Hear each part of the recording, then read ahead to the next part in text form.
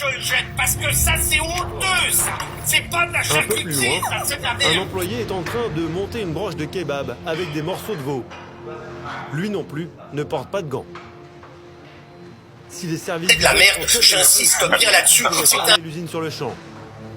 Mais le directeur n'y prête aucune attention, comme si c'était une habitude de travail.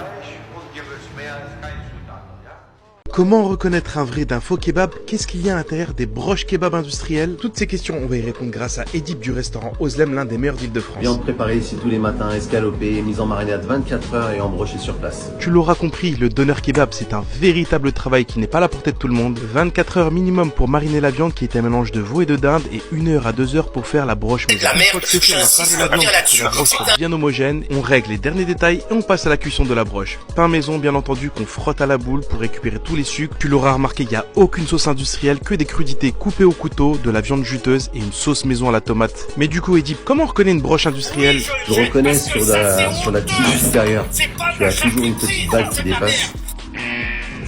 C'est symptomatique des kebabs industriels. Autre astuce, l'industriel a une forme assez ronde, blindée de colorants et de conservateurs, contrairement à la véritable broche qui a une forme en V. Je pense maintenant que tu as toutes les armes pour reconnaître un véritable kebab. Pour quelques euros de plus, tu pourras manger beaucoup plus sainement, consommer moins, mais consommer